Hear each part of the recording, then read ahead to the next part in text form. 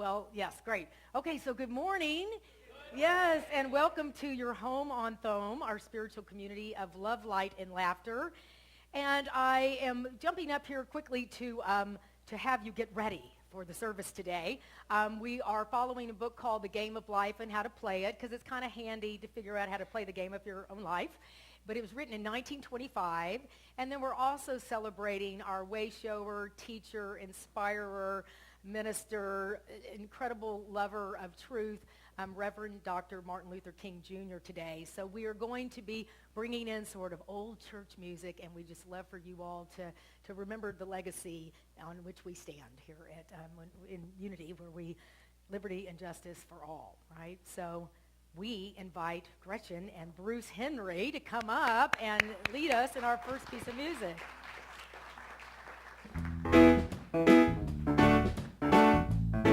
Oh yeah, I know some of y'all want to stand up early. Come on, yeah. Come on, y'all. Yeah. Yeah.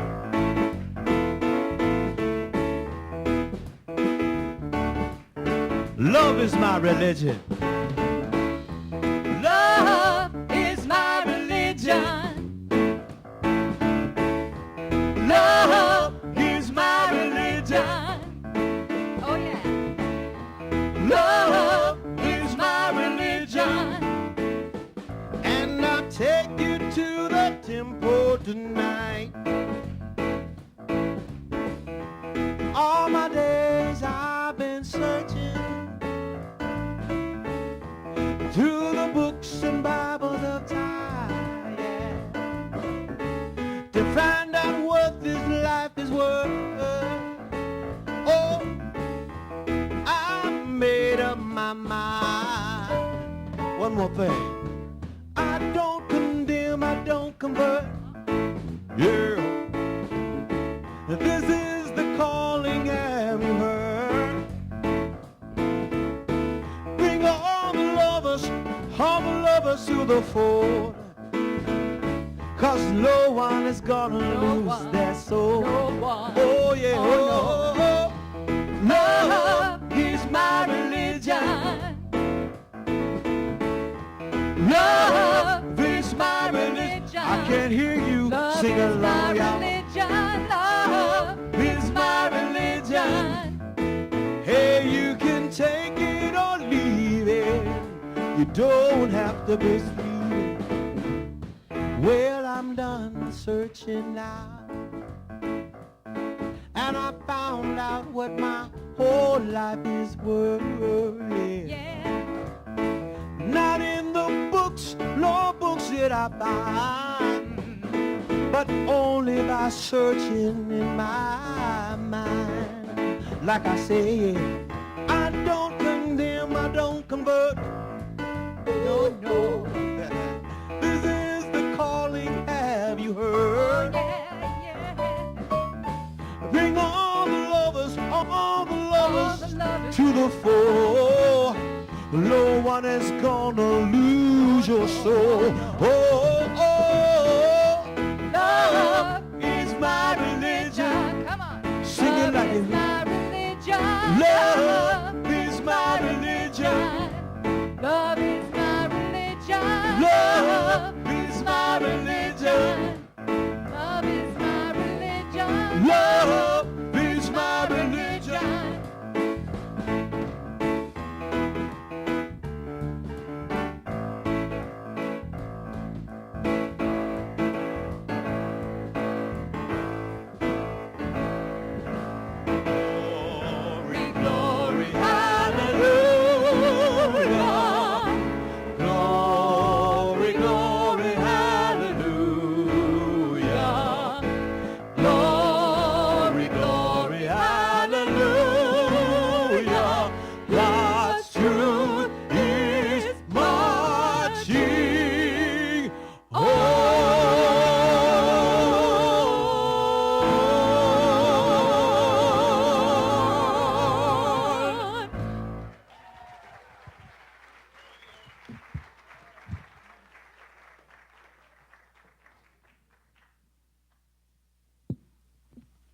Good morning. Welcome to Unity in Chicago. I'm Sherry, and I'm delighted to see you.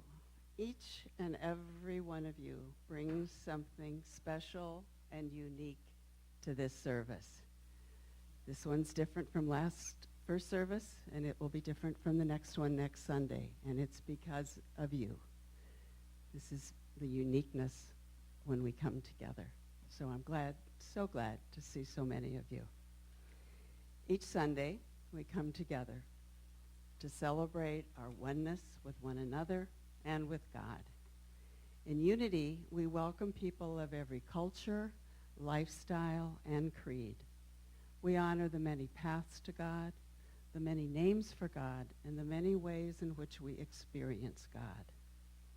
We give thanks for the presence of God within each of us and the expression of joy, love, and truth in our lives. So today we're going to join with thousands, hundreds of thousands of people around the world in reading our daily word. And today's word is opportunity. I open my mind and heart to dynamic new ideas. By opening my heart and mind, I expand my spiritual vision and encompass a wider view.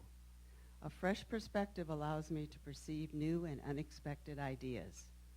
I am no longer bound by limited thinking and see opportunities I may have previously missed. I am seeing with new eyes.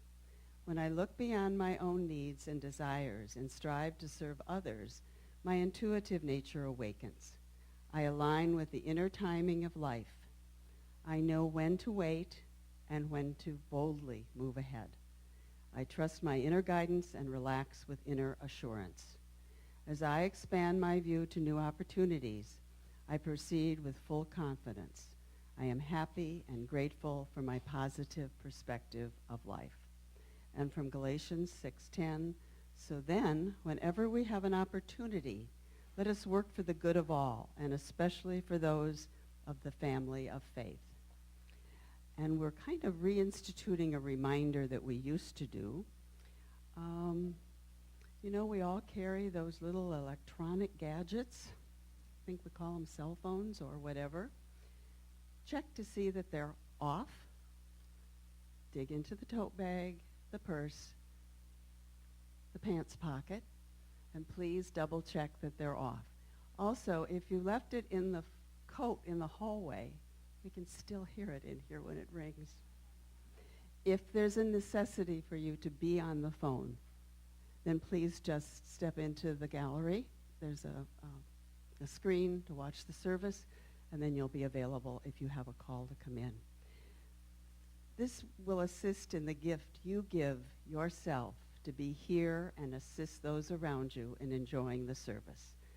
Thanks for everyone's cooperation. And now our Reverend Heidi has some updates, I believe.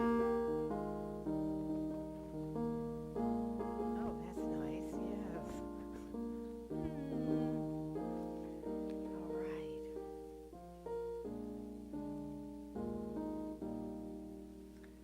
Thank you, Peter. Name that tune. Anybody know it? It's our prosperity song. Oh, you guys should come to Kansas City. We sing out of that hymnal. You're missing it.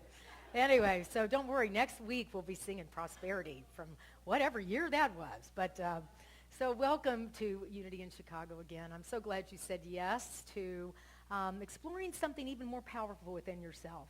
And we really are celebrating the power of Martin Luther King Jr.'s, Reverend Dr. Martin Luther King Jr.'s words today, along with Florence Scovel Shinn, and recognizing again the shoulders on which we stand. When we say I'm on a spiritual path, we see how many people have devoted their lives to their mission, to their ministry, and it has inspired us, so we are to go on in filling this world with the energy of you, and you have come unlike anyone else. So you are here to change the world.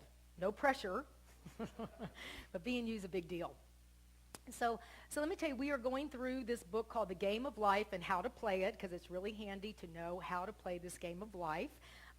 It is written by Florence Scovel Shinn, and we'll be with this for the next 4 weeks. If you want to have a copy, it's $10, and it's in our Wings of Prosperity. We're also having a class on Thursday nights, and it is really a sort of a life class, how to use these principles. We had 40 people show up on Thursday night, and we're open. You can come, you can go, you can be here. It's mainly just showing up. So if you want to know how to play the game of your life, come on Thursday, and you'll find a lot of other people that want to support you in that fun. Okay, so I'm going to kind of do this in order, because that's Thursday night. Friday night, we're having an experience that's new here at Unity in Chicago called Club Divine.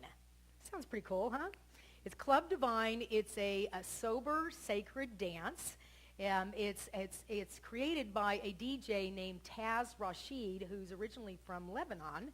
And it's a wonderful, wonderful opportunity to come and move and experience spirituality in dance, the dance of your life. We're going to be in here dancing, and in the Sunshine Gallery will be vendors selling spiritual products, and then in the Oak Room will be healers. There'll be massage and bars and various things happening there, and then there'll be a quiet room. So the doors open at 8 for the things there. The dance starts at 9. This is the last day for it to be $10. During the week, it'll be $15, and then at the door, it's $20. You can get the tickets. Everything is on our website, unitychicago.org. And I'm going to interview Taz and his wife, who created this experience, on Wednesday night at 7:30. So come and hear their story. It's really inspirational. I think he's in his 20s. And so this is going to be a lot of young people and me. So please show up, all right? Because it's going to be like, let's see, how old are you? It's like, I'm young in spirit. That's what they tell me. So you all come and dance with us. We're going to have a lot of fun. Me and Rosie. Rosie's coming too. She's younger than I am now. So, okay, now let's see. So Saturday, we're going to be following this wonderful book called The Art of Extreme Self-Care from 1 to 3 on Saturday. And it's going to be a monthly group that's going to meet. And the first chapter is called To End the Cycle of Self-Deprivation, Ending the Legacy of Deprivation. Anybody deprive themselves of happiness or joy or ease or bliss? Maybe it's just me. But anyway, so come and we're going to talk about ending the legacy of deprivation this month. The book is written by Cheryl Richardson. It's for sale. You would want to have the book if you're going to come to the class, and we have it right out there. All right. So next Friday, we are bringing in the son of Don Miguel Ruiz. Anybody heard of the 4 Agreements? Okay, so he and his son wrote a book called The 5th Agreement, and then he's written his own book called The Legends, What I've Learned from the Rattlesnake. And he talks about transformation and overcoming addiction, and he's going to be here on Friday night, January the 30th. 7 to 8:30 will be this talk he's going to give, and then 8:30 to 9 or later we'll have a reception and book signing. And he's his world around, like Don Miguel, is around Toltec wisdom. So it's applying these wisdom techniques to your life. So the cost of that is $45. It includes a book, and it's supporting the church, but also supporting, of course, Don Jose. All righty. If you have any, we have one more that decided to go to Costa Rica. Woo! If you want to get warm and be infused by nature and bliss and joy, and why wouldn't you? If you want to come on Spirit Tours, we're going a month from today, February 18th. So just talk to me if you want to go, and I'll hook you up with the Spirit Tours people. Okay, so we're going to light our candle. As we know, we're all about the light on the inside coming alive. Yes, it's a wonderful day in the neighborhood of Unity in Chicago. Yes, so we can invite you to take off that garment of who you think you are and become who you really are. Yet let your light shine. So we'll say together, I am the light of the world. And look at your neighbor right in those eyeballs and say, you are the light of the world. That's right. And your other neighbor, you are the light of the world. All right. 2 neighbors is enough. I know y'all. I'm going to get up and move to this section. Okay. And then we are going to say together, we are the light of the world. We are the light of the world. Beautiful, beautiful. I did want to welcome a young man that has come from Kansas City and surprised his mom. This is Ezra Curry, Christy Curry's son, up there. Yes. And is it fair to say he's taught you a few things about technology? When she gets stuck, she goes, I'm calling my son. I'm like, I get it. All right, so Ezra here surprised her, came in last night. I like it. This is good. All right. So Okay, so now we're going to begin. If you'll all stand and say, I love playing the game of life with you. Okay, all right?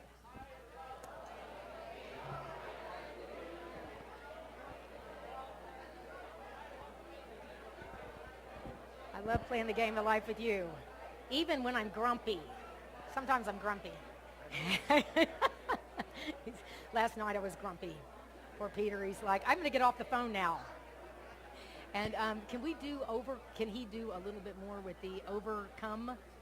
We're going to do an extra verse. An extra verse. Oh, good, because that was beautiful.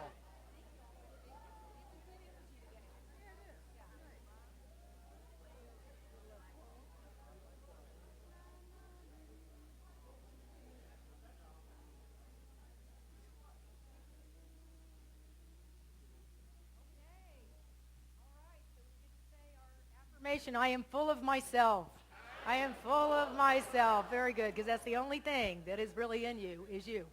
Okay, so we're going to bring back a beautiful song, and Bruce Henry's going to come up and tell us about it. So Bruce Henry, Peter Polzak, Bill Harrison, Sarah Wynn. Woo!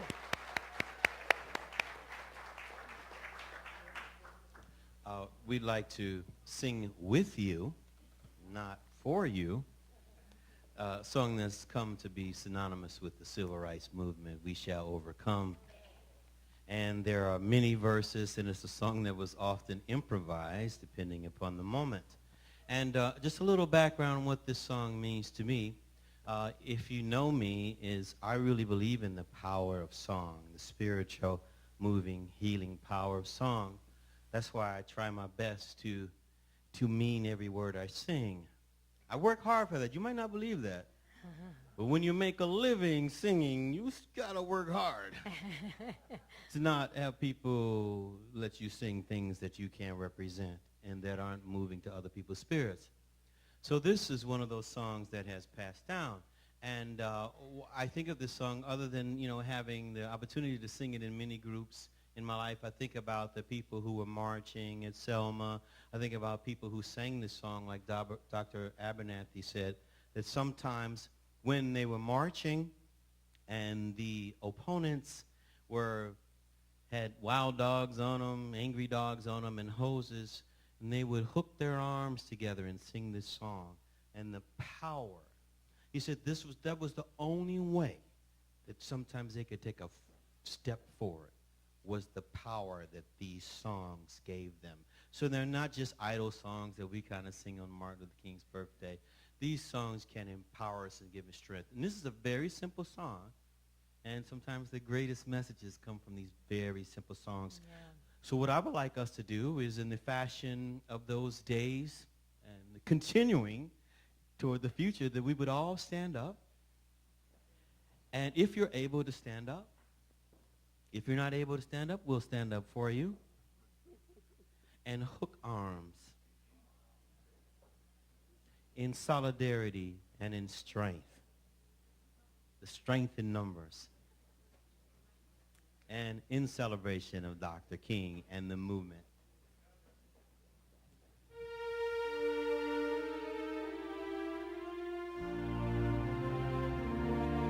We'll just sing a few verses this morning.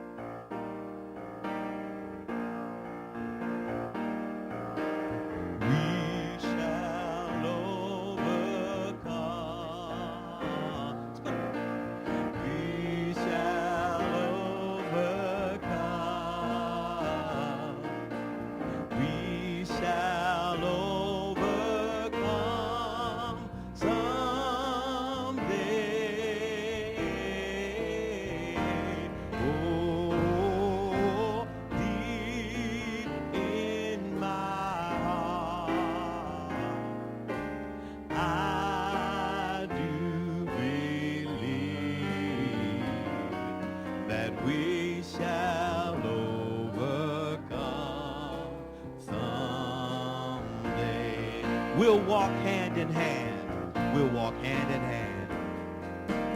We'll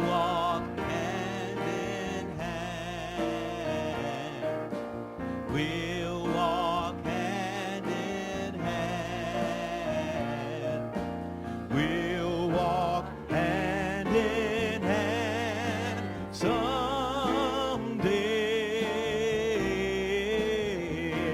Oh, deep in my heart, I do believe that we'll walk, overcome some. We shall live in peace. We shall live in peace. Oh, yes, we shall live in peace. We shall live in peace. We shall live in peace someday. Oh, deep in my heart, I do believe we shall live in peace. That we shall live in peace. One more time, we shall overcome. Come on, y'all. We shall overcome. We shall overcome. We shall overcome someday. Oh, deep in my heart, I do believe that we shall overcome someday.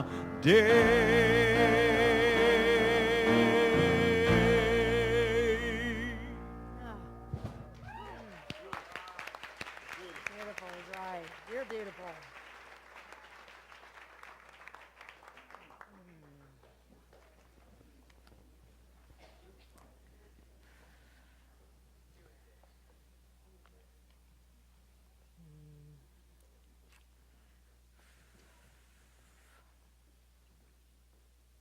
Thank you, Bruce Henry. You have a ministry, my dear, and I love you and I appreciate you. I went and saw Bruce. Unbeknownst to me, a friend of mine said, "You want to go to the Jazz Showcase?" He goes, "I want to go see Bruce Henry." You know Bruce Henry? I'm like, "Yeah, I know Bruce Henry. Let's do that." It was extraordinary. It was extraordinary. You opened people's hearts. And thank you for following that courage to do your thing. You know, Bruce was funny. He goes, "If it wasn't for music, I'd be in the crazy house." And so, which is what, the Gospel of Thomas, if you do what you're supposed to do, it'll save you. If you don't do it, you're supposed to do, it'll destroy you. And so that's the deal. Crazy or sane, your choice. So we're practicing. We come together to remember how to play this game of life, the game of life and how to play it. And this song is so moving. I don't think any of us can think of Reverend Dr. Martin Luther King Jr. and not be inspired, right? You must see the film Selma. Have people seen it? You have to see it. It's just, don't come back to this church next Sunday unless you've seen it. It's a rule in the game of life. It's written in there. But you really need to see it because it's such they really did a good job with making it, and it will just remind you that this purpose that's within all of us and how easy it is to be afraid and how easy it is to stop, and what I'll talk about today, how easy it is to play hide and seek, that we're, seeking and then we start hiding. And the world is asking you to, come out and be you. My question at the beginning of our talk after the song, what have you overcome? What have you overcome? Because you have overcome some things to be sitting here today. Many people have overcome addiction. Many people have overcome loss, overcome illness, overcome resentment and hatred, overcome a sense of low self-esteem. We're in progress. We're works in progress, but we've overcome a lot.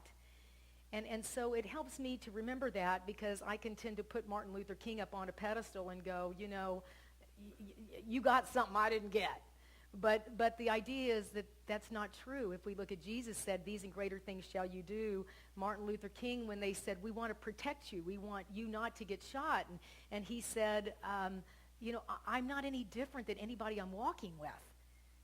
He said, don't do that to me. That's not what I'm about. I'm one of the people. And I just had this inspiration to lead, but that doesn't make me any different. And that just, is so true. We know that's true. And I think the way that we can disservice ourselves is to put people on pedestals. A lot of people put, Jesus, he's still on the cross, but, Dolly Parton says, get off the cross, somebody else needs the wood. Y'all have all heard that. So we want to get off this feeling of somebody's got this thing figured out, and I don't, because any inspiration that's been in any of our teachers and leaders and way showers is in you. And if it inspires you, then it's something for you to, explore and exhibit and demonstrate, as Florence says, in our lives.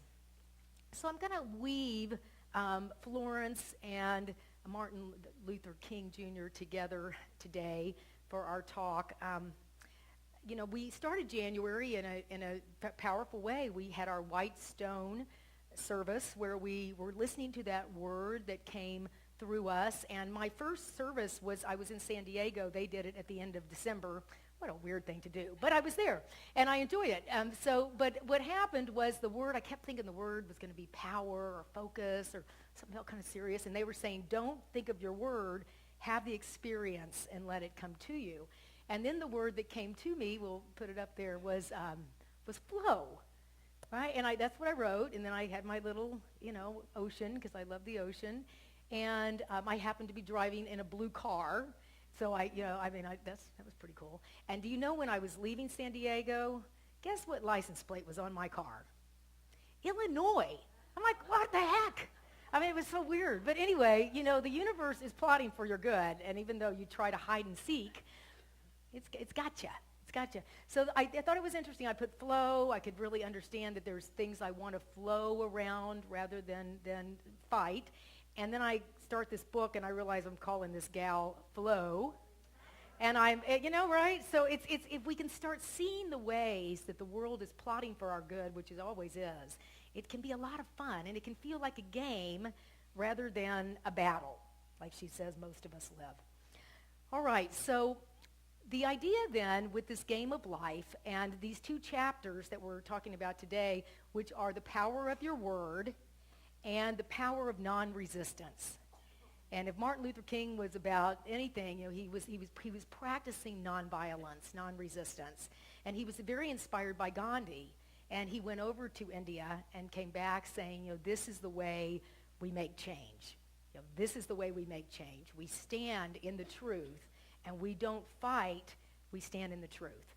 We stand like mountain, flow like water. And it is the important part is that you know what you're here to teach in the world. And I will say that it's always something that has happened to you that you're overcoming. I'll prove it to you. Martin Luther King, as a young person, was beat by his father. His father was a Baptist minister. He became a Baptist minister, but he was beaten as a child. His father said, if I'm going to teach you something, I'm going to keep beating you to teach you something. And I don't know where people really think that helps anybody, but he experienced that and dealt with that. And as a 6-year-old, he had a friend that was a little white boy, son of a shop owner that the family knew. And at 6 years old, they were separated and had to go to different schools. And he experienced, and then the father of the white child said, you can't spend time together anymore. So part of this overcoming that he had to experience as a child, he dealt with depression. It wasn't that he, came onto the planet like I think we do to people, you've got this thing figured out. He was afraid, and he kept going, though, because he knew, as we all know, after we mess around with sort of things that don't feel valuable to us, that there's something more true that's going to come from something you've been through. something you've experienced in your life, some injustice that's happened to you, that's what you are to teach, because you only know it because you've lived through it, right? That's how we know. That's how we know our purpose. So we play this game of hide and seek with Spirit. Can you relate? You know, we're like, I really want to know my purpose, and then something really great happens to us, and we're like, oh, that means I have to like myself. And I have to sort of, believe I'm going to teach something, even though, people may not get it.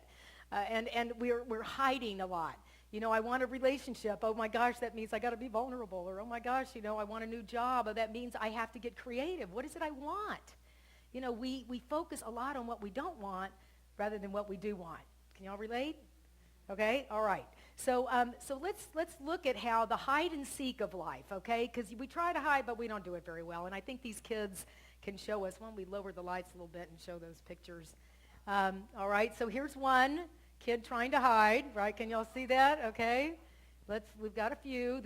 Remember, this is you trying to hide from Spirit. Yes. Can y'all see okay over there? Yep, there's another one. I think I just hide over here.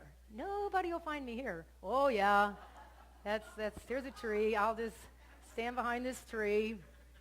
Yeah, a couple of them there. All right.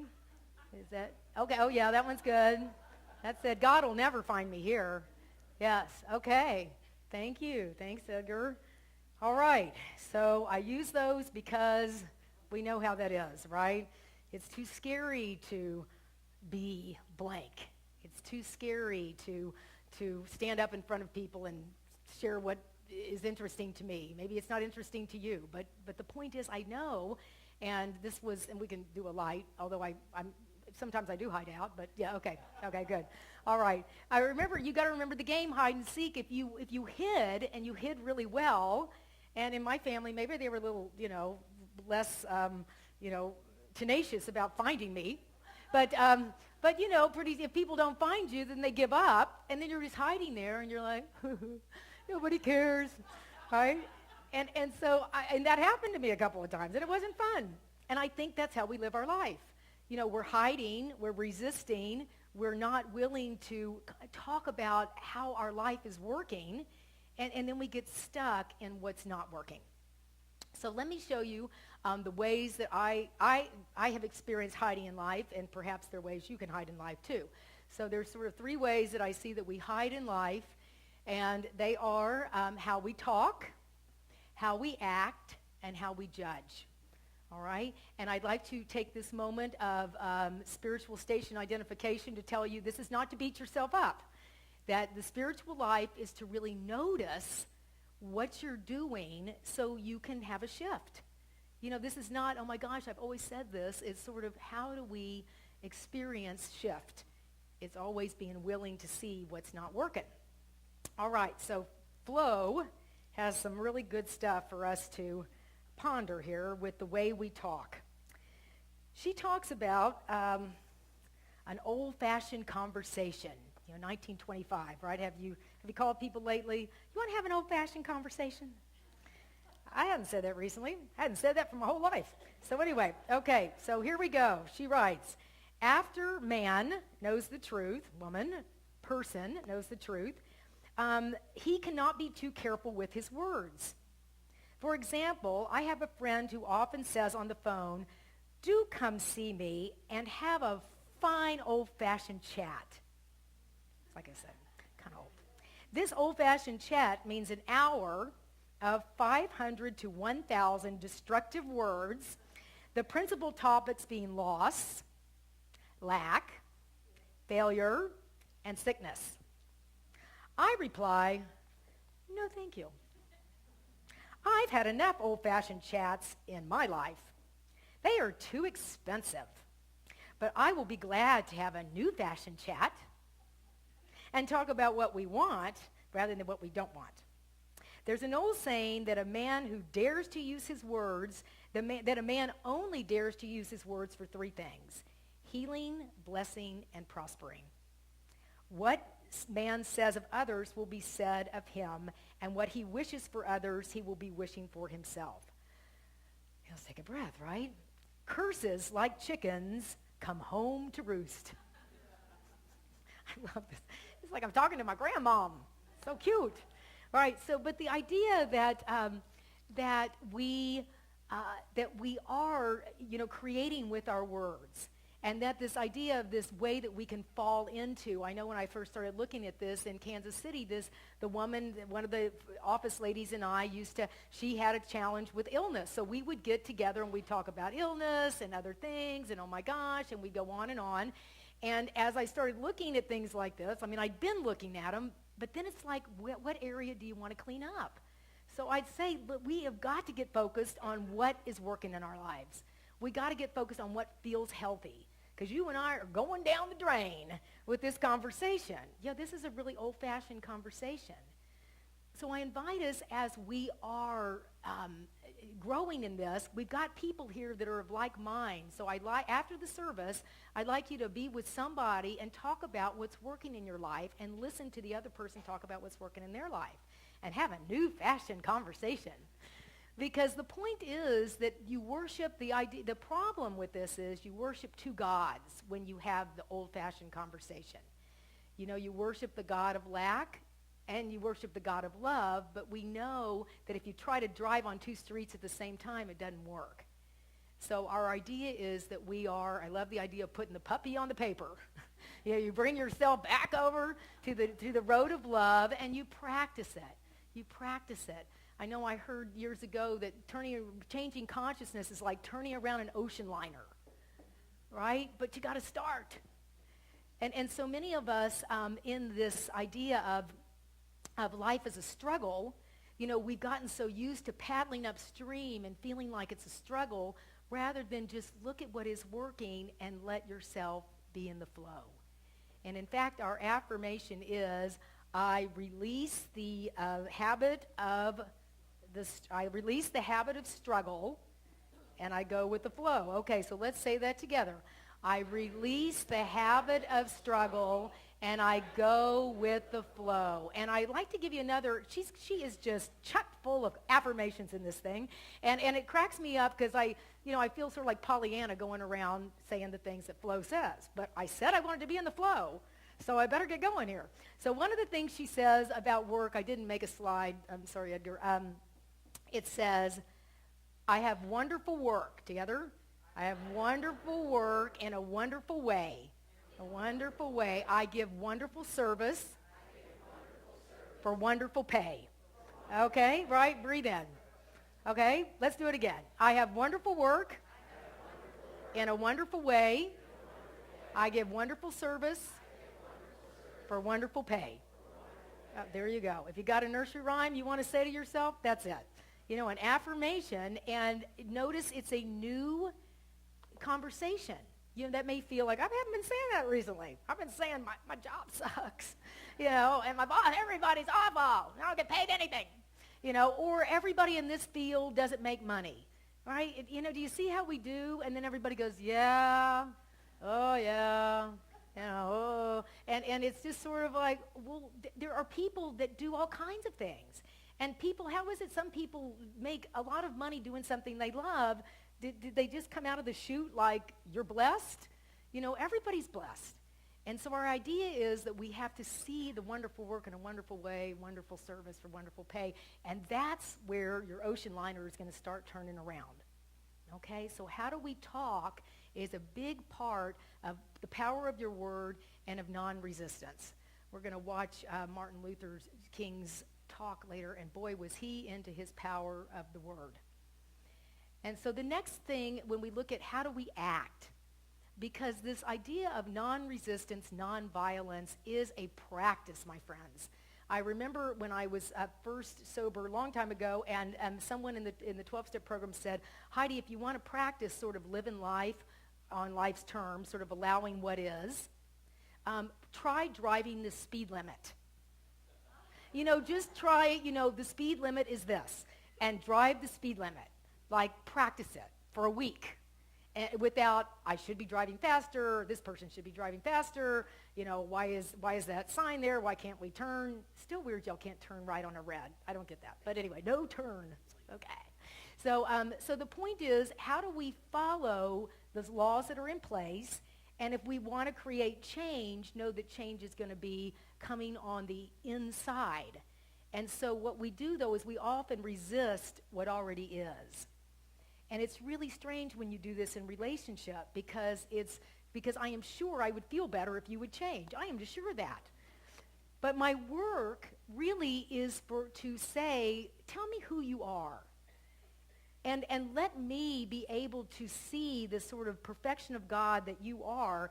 I'm going to get more peaceful. We can have a conversation about what we want and to see if there's an agreement of people changing, but it's never this feeling of resisting. You know, have you ever gotten mad enough to make somebody happy? Do you ever get sick enough to make somebody well? Right? So our world is, how do I make a shift, be the change we want to see in the world?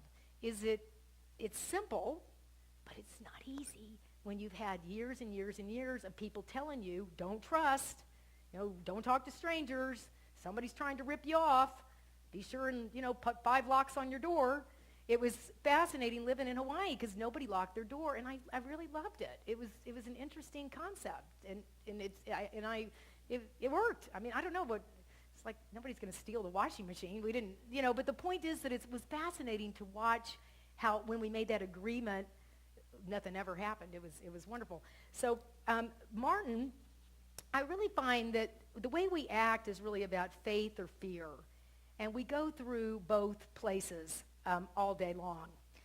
Martin Luther's king's saying was, faith is taking the first step when you can't see the whole staircase. And we can never see the whole staircase.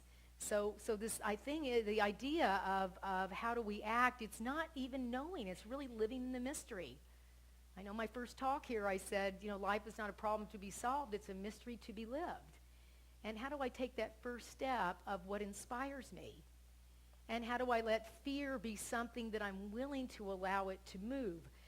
In the film, of course, they show that Martin would be in non-resistance, and he would be arrested a lot because he wasn't about fighting. He was about standing in his truth. And there's a period where he's in jail, and he's not feeling too great. And he, unlike myself that needed to be in jail, he was being in jail for, things that weren't even true. And he had a moment of, why am I in jail? He said, I've left my family. I'm feeling really uninspired right now. And, his friend starts talking about the birds that are free and that this life that is something bigger than our fear. And he re-inspired Martin in that moment. And there were other moments where Martin felt, disillusioned, like all of us when we get on this path and it doesn't work out the way we want it to work out.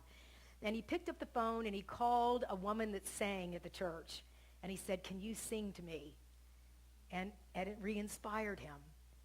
I leaned over to the friend I was watching the movie with and I said, that's before silent unity. But how do we reach out and get inspired when we feel stuck? Because we do. And you have a group of people. There is not one person here that if you didn't say, can I call you when I want to turn my fear into faith, that they wouldn't say, let's do this. Because we have to learn to reach out if we're going to be in non-resistance. I mean, you may be resisting like the elevator doesn't come when I want it to come, and to be able to sit there, I really practice breathing. This is the way it is. All is well. And how do we practice this sense of non-resistance? It's another great story. In her world of non-resistance, she talks about her own experience of trying to control a phone call that she was waiting for. She said, man can only get the right idea of non-resistance through spiritual understanding. My students have often said, I don't want to be a doormat. And I reply, when you use non-resistance with wisdom, no one will ever be able to walk over you. I think this is important because sometimes we go, well, if I don't, am I just a doormat? And it's not that at all. It's being able to stand in your truth and know what that truth is. So we learned by falling, as she says here. One example. One day I was impatiently awaiting an important telephone call. Anybody ever have that experience? I resisted every call that came in and made no outgoing calls myself. reasoning that it might interfere with the one I was awaiting. Instead of saying, divine ideas never conflict, the call will come at the right time, leaving it to infinite intelligence to arrange. I commenced to managing things myself. I made the battle mine, not God's, and remained tense and anxious. Anybody ever do that? The bell did not ring for about an hour, and I glanced at the phone and found the receiver was off the hook and had been for that whole length of time. The phone was disconnected. My anxiety, fear, and belief in interference had brought a total eclipse of the phone. See, next time your phone's broken, you can go, I've had a total eclipse of my phone. Realizing what I'd done, I commenced blessing the situation at once. I baptized it with success and affirmed, I cannot lose any call that belongs to me by divine right. I am under grace and not under law. A friend rushed out to the nearest telephone to notify the company to reconnect. She entered a crowded grocery, but the proprietor left his customers and attended to the call himself.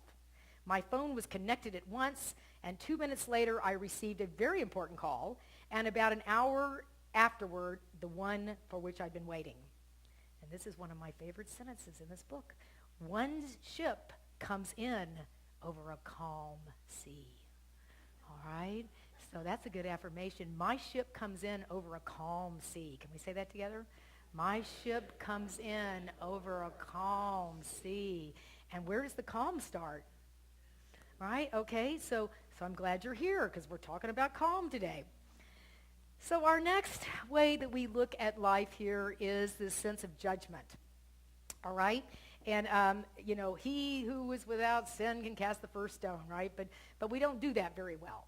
I think I've shared the story of being on silent retreat where I know no one, I'm not talking to anyone, but because you've got an orange hat on that looks a little weird to me, I got a whole story about you.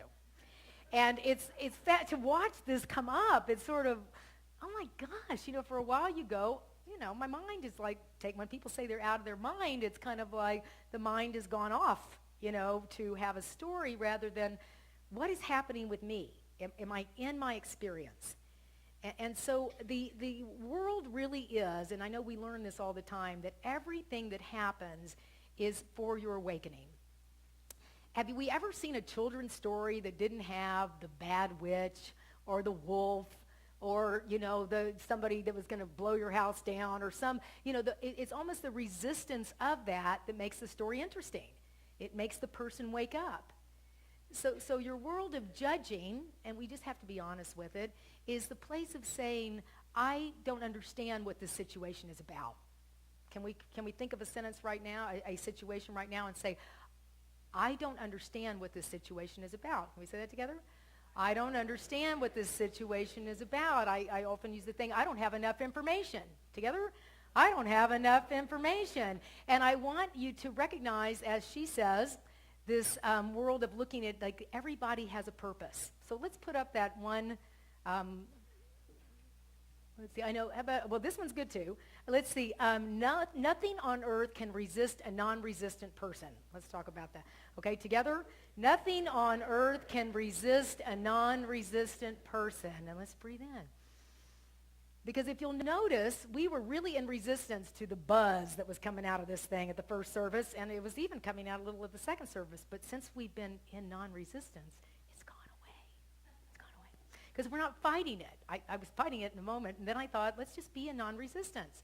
And have you noticed that when you can calm yourself down around something that has to happen, it happens? Because your ship's coming in over the calm sea, and you're letting yourself, be in the sense of judgment blocks my flow. So the next one, when we look at how important it is, every single person that's in your life, every situation, this is a good one, all right? And I'll say it once if you can't see it. It says, every person is a golden link in the chain of my good, all right? Can we say that? Think of somebody that may not feel like a golden link in the chain of your good. Okay, so hang on to that person. And then let's say this together, okay? Every person is a golden link in the chain of my good. And let's breathe into that. Kind of a shift, isn't it? Kind of a, ooh, didn't think of it like that. But flow is, the game of your life and how to play it. This is how we play it. And as, Byron Katie, who says loving what is, she has a worksheet called Judge Your Neighbor Worksheet. And she says we have about 1,000 Judge Your Neighbor worksheets in you all the time. It's the driver, it's the person at the store, it's the neighbor, it's the minister, whatever it is that is up for you in the place of not seeing them as a golden link in the chain of my good. But boy, when we can affirm these things and have that shift, free at last, thank God Almighty, I'm free at last, that really is what the teaching is. Martin Luther King said to us in his talk, and we're going to watch it in just a minute, he said, I have a dream that my 4 children will live in a nation where they will not be judged by the color of their skin, but the character of their soul. In fact, in this he said, what is it? The content of their character. I just wrote this myself. Sorry. The content of their character. The content of your character. How's that going? Right?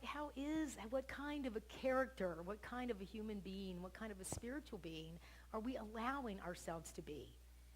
So if we look at the way we talk, and be gentle with yourself, but recognize we can probably shift the way we're talking about ourselves and others. I know I can. And how do I act? Am I able to act in a way that represents, God in me? And if I'm not acting like that, can I, give myself a break and make a shift? And live in faith, not fear. And then finally, are we able to recognize that judgment is really a way that we block our good? It's a way we hide from what's really true about us.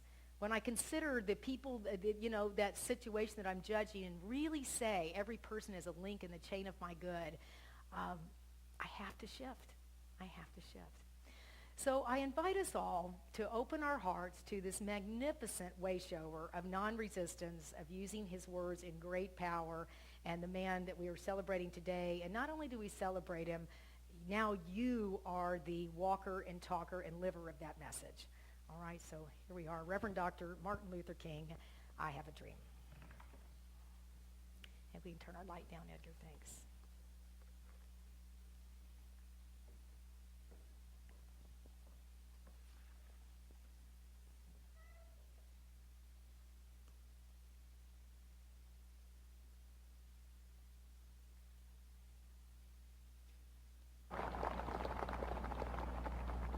So even though we face the difficulties of today and tomorrow, I still have a dream.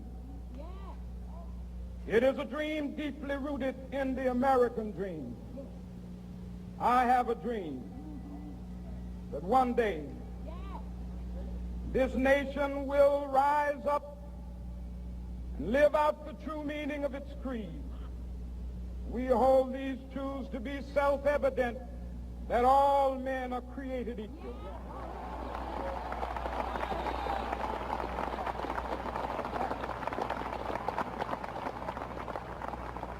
I have a dream that one day on the red hills of Georgia, the sons of former slaves and the sons of former slave owners will they be able to sit down together at the table of brotherhood. I have a dream that one day, even the state of Mississippi, a state sweltering with the heat of injustice, sweltering with the heat of oppression, will be transformed into an oasis of freedom and justice. I have a dream that my 4 little children will one day live in a nation where they will not be judged by the color of their skin, but by the content of their character. I have a dream today.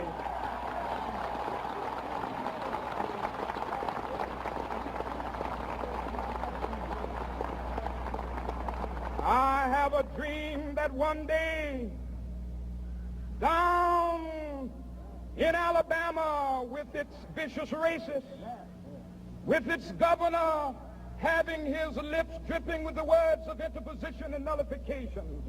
One day right there in Alabama, little black boys and black girls will be able to join hands with little white boys and white girls as sisters and brothers. I have a dream today.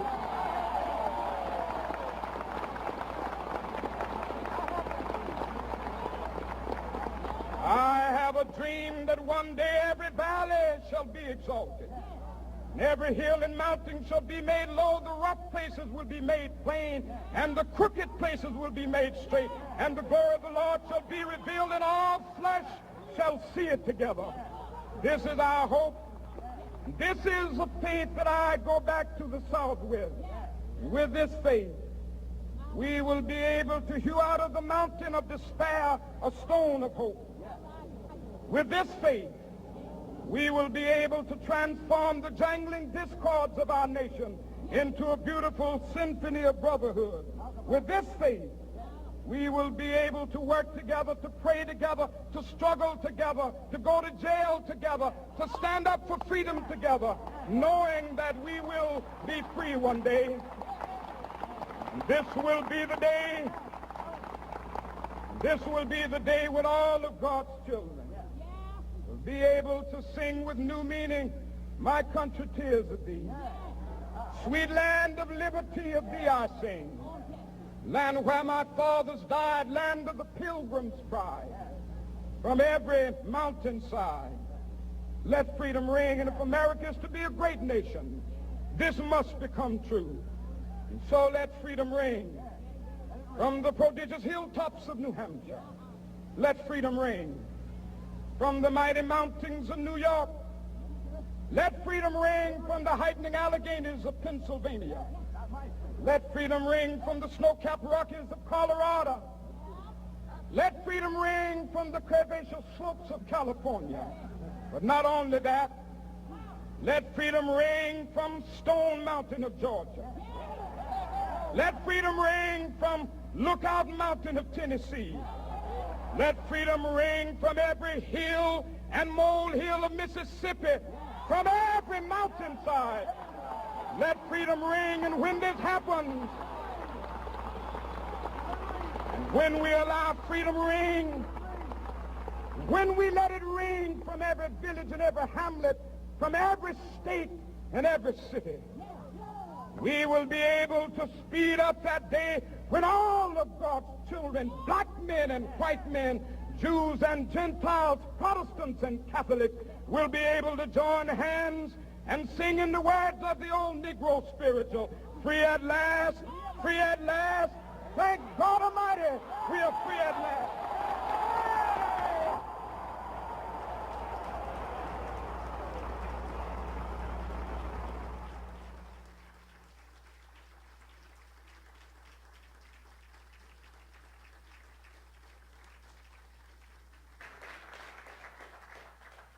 Now it's up to us.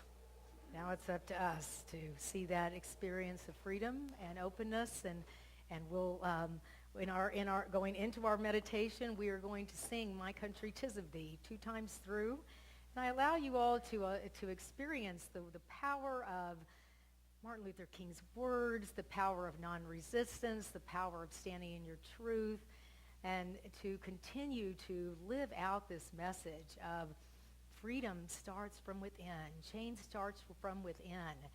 And we must be willing to live our spiritual and divine inheritance. So together, let us sing "My Country, 'Tis of Thee" 2 times through.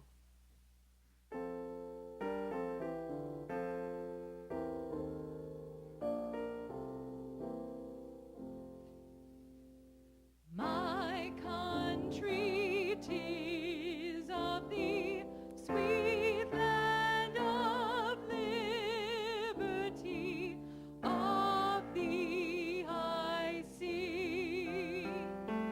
Land where my fathers died, land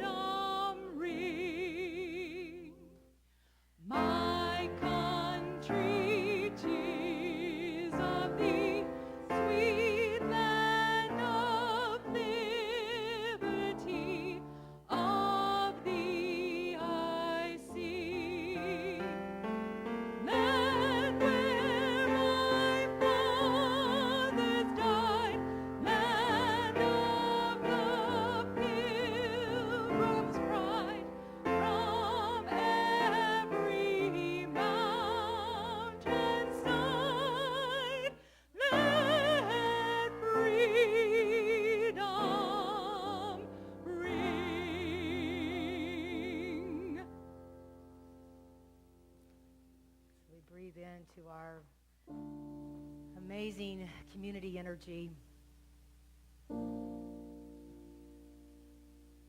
Amazing sense of purpose and passion and power that is within you since the day you were born. And before you could see any differences with anything around you, you are pure love. You are pure possibility. You are an idea in the mind of God. Our way showers, and the reason we admire them and love them so much is that they inspire us to keep going no matter what.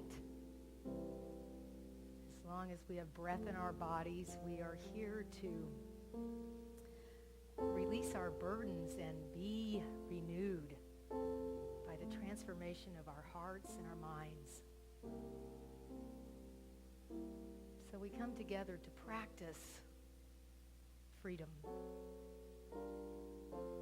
And I invite you in our time, so inspired by Reverend Dr. Martin Luther King Jr., to hold something in your mind that you may feel like you resist in this lifetime.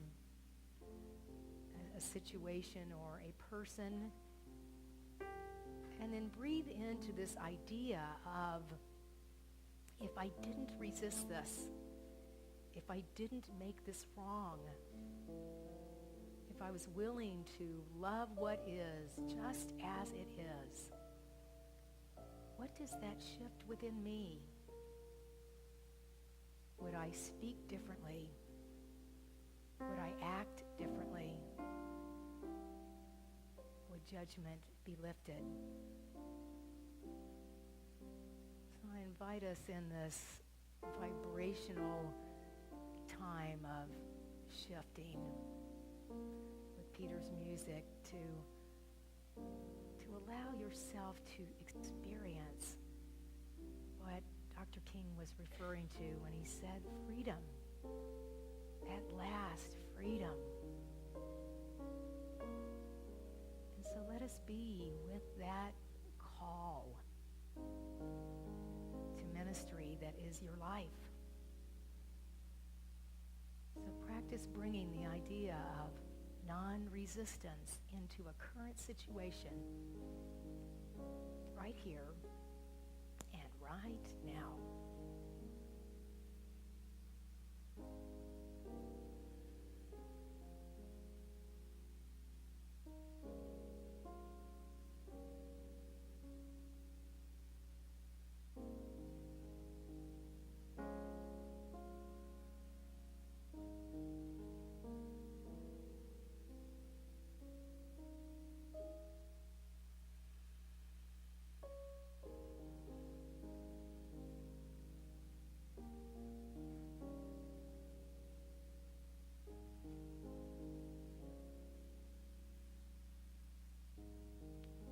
Everyone and every situation is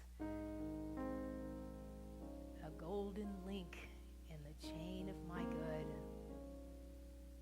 And I wear the chain of my good as a precious piece of jewelry, celebrating each experience that has happened to me in the way of it breaking me open to something more true and more powerful and more amazing.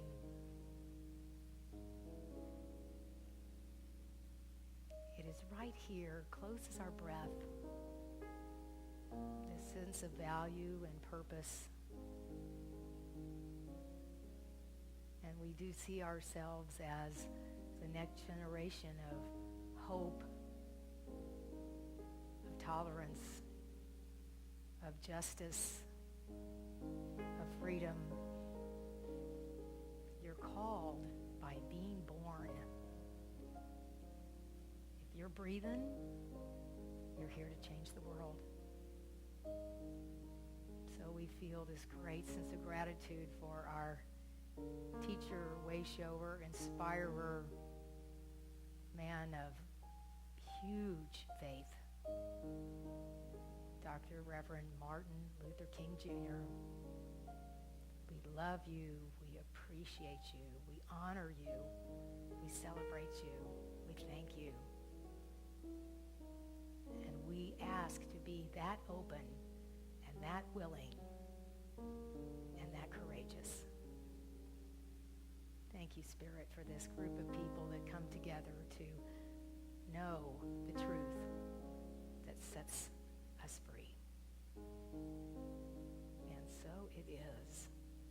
And we can say together, Amen. Together, Amen. And so it is. And so before our chaplains come up, I just invite you to keep breathing. We're going to sing together an African folk song that is called Kumbaya. Many of you, of course, know it. And we're going to sing Kumbaya for one verse, and then we'll sing Come By Here. And just let this chant continue to keep your heart open.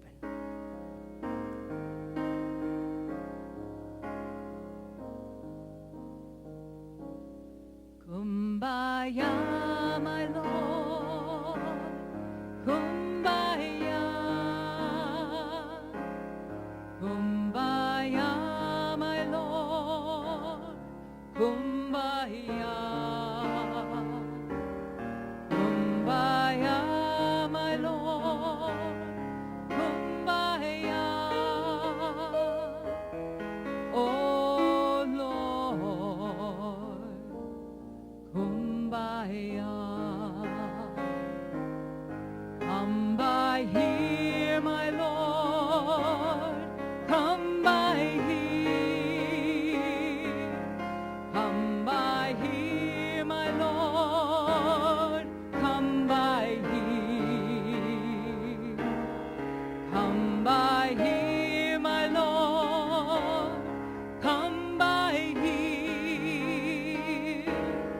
Oh Lord, come by here.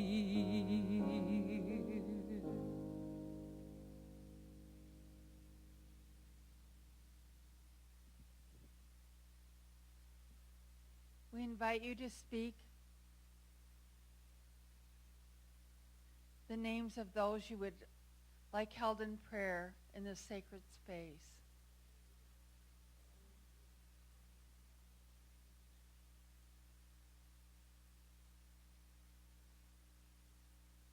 The names on the screen behind me, behind us, were submitted for prayer, and we continue to hold them in God's light. This was given to me today, and it's so we have Carlos Zambrano, who is celebrating the passing and remembrance of his mother, Josefa. So he's here with us today. Thank you, Reverend Heidi. We get the names moment by moment, even on Sunday morning, as we're on our way to church here. So in this moment, we hold our beloved community in our hearts and prayers. We hold Reverend Heidi, our minister, our board, our staff, and our volunteers in this powerful prayer energy, and we bless each one of them. May our peace and oneness bless our brothers and sisters around the world. We shall overcome each challenge, each conflict, and experience peace and love in the Christ Spirit. We turn from fear to faith by taking the first step.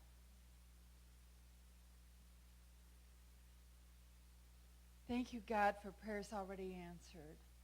Amen. Amen. We are your prayer chaplains for this service. Tom, Gabby, myself, Sue Ellen, and Rosie.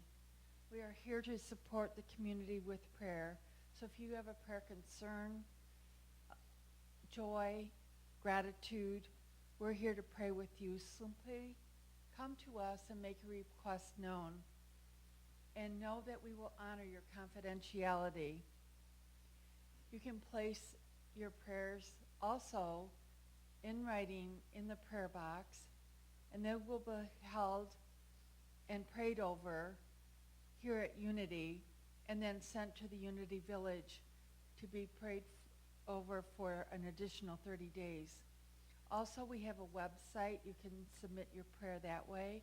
You can email Jay Hand and submit your prayer. And know we are constantly in prayer for every prayer that comes in. Thank you so much. Thank you. All right. Thanks, Ellen. That's good. Remember that person I was talking about talking to? There they are. That's great. So we're going to celebrate our abundance in this moment. We're going to celebrate this idea of changing our words around lack, and we're going to be in flow. So this experience of non-resistance, you may be feeling like, oh, I'm not sure. So part of what we really get to celebrate when we get into giving energy and consciousness is where you've received. So think of where you've received, all the ways you've received in life. Oh, good. So it's not up there yet. So let's just, why don't you put your hands together, and if you have your tithe, your love offering in them, that's beautiful. And just however it is, just put your hands together, and let's just breathe into the hugeness of our conversation today. You know, this idea of resist not this feeling like life is against us at any level, and live in this flow. Certainly it's emotional, financial, spiritual, with our health and our wealth. And we know that we keep this place going, Unity in Chicago, by our energy. So if you'll say together our conscious giving blessing, divine love flowing through me blesses and multiplies all that I am, all that I have, all that I give, and all that I receive. And I'm so grateful.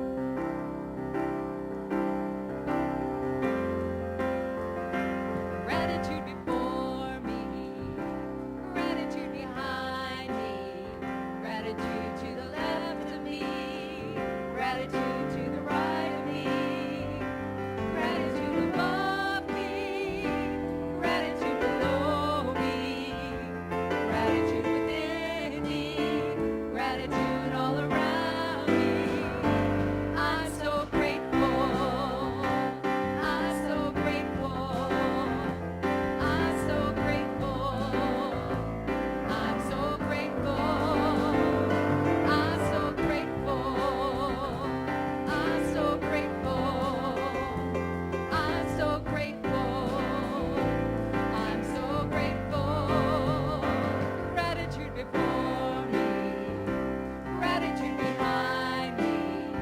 Gratitude to the left of me. Gratitude to the right of me. Gratitude above me. Gratitude below me. Gratitude within me. Gratitude all around me. I'm so grateful. I'm so grateful. I'm so grateful. I'm so grateful. I'm so grateful. I'm so grateful. I'm so grateful. I'm so grateful. I'm so grateful. I'm grateful for you, Gretchen Goodrich. Yay! Thank you. Oh, you're such a sweetheart. All right, so the flow of folks coming on up here. And I know you're thinking, gosh, I don't have my checkbook with me. All I have is a credit card. Well, you're in luck. We have our electronic giving site. You're welcome to give, join a class, buy a book, many, many things over there at the electronic giving site. Also, if you're online, hello.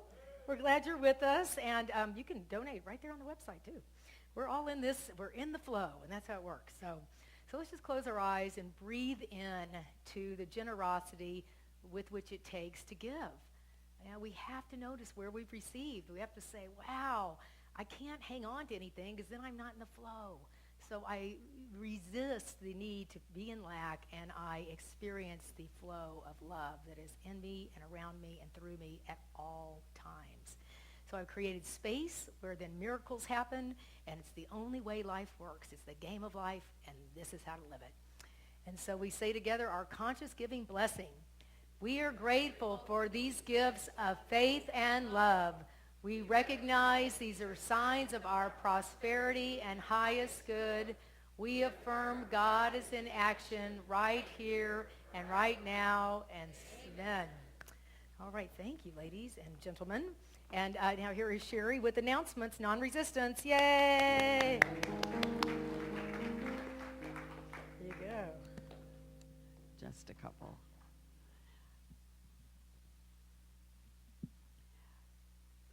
Beautiful flowers today, donated by Pam Bradley and Jerry Lebetz. Are Pam and Jerry?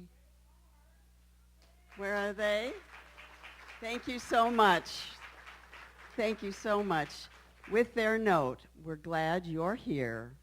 We're glad we joined Unity in Chicago, the true happiest place on earth.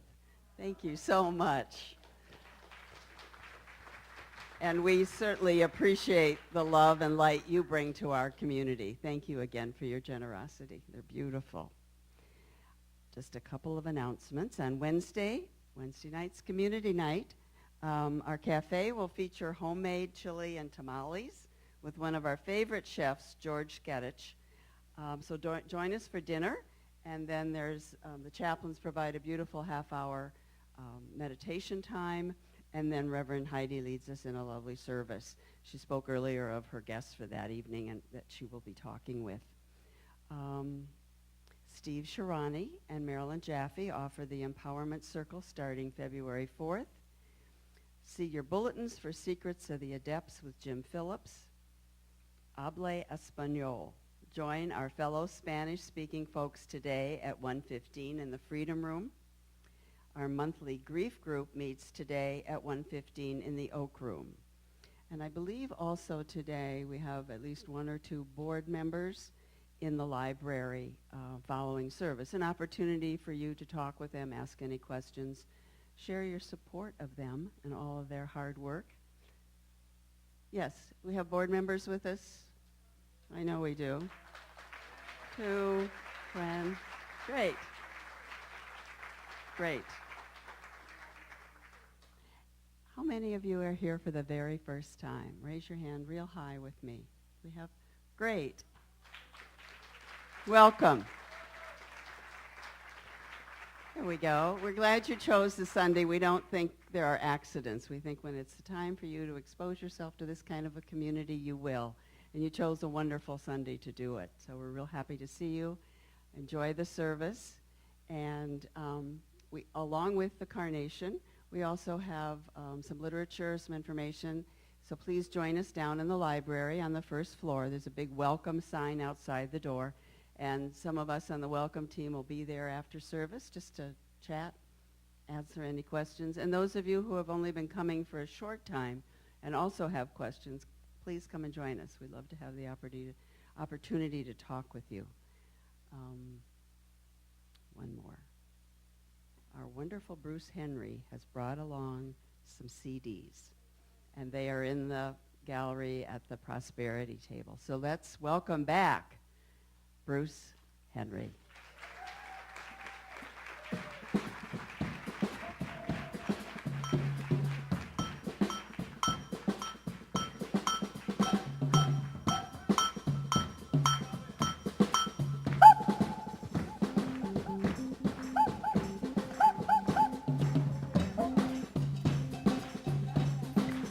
It's freedom party time. Come on, let's celebrate MLK Day. Oh, yeah, yeah. Come on, yeah. Oh, yeah. Talking about a freedom party. Yeah, yeah. Come on, come on, come on. Woo! It's a party, it's a freedom party. Raise your victory sign. Yeah, it's a party, it's a celebration. The time for victories now. Here we go. I do then I do shame. I do then I do shame. Yeah, teach him to him. Here we go. Ajo then ajo she. Ajo then ajo she. Oh yeah, listen. We are here. We stand as one. As far as the eye can see. Lift your voices up to the sky. Rejoice in our victory. Come on. It's a party. It's a freedom party. Raise your victory sign. It's a party. It's a celebration. The time for victory is now. Oh yeah, say, ajo then ajo she, ajo then ajo she. Come on, give it to me, say, ajo then ajo she, ajo then ajo she. Oh yeah, we claim this land in the name of love for generations and generations to come. We want no more hatred, no more fear. We gotta have peace, peace and love for everyone. Everyone, come on, say, it's a party, a freedom party. Raise your victory cry. Oh, it's a party, it's a celebration. The time for victory is now. See it, ajo then ajo she. Ajo then ajo she. Oh yeah, yeah. Ajo then ajo she. Ajo then ajo she. Whoa, come on, Sarah. Oh yeah.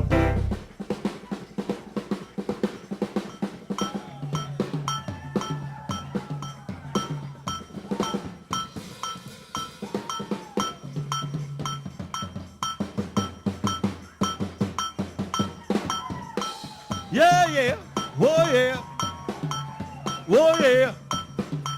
We need freedom all over the world, yeah. Let freedom ring like a drum. Let freedom ring like a drum all over the world. Oh yeah. In Chicago, in Minneapolis, over in Israel, talking about Palestine, in South America, in Iraq and Afghanistan, right here, right now, come on, say, oh yeah, yeah, yeah. It's a party, it's a freedom party. Raise your victory sign. It's a party, it's a celebration. The time for victory is now. Oh yeah, ajo then ajo she. Ajo then ajo she.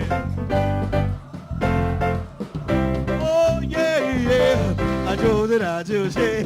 Ajo then ajo she.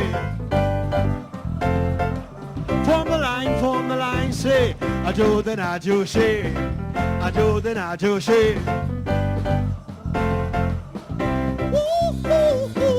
Ajo then ajo she. Ajo then ajo she. Whoa, form the line. Look at it, it's freedom time. Right now. Oh yeah.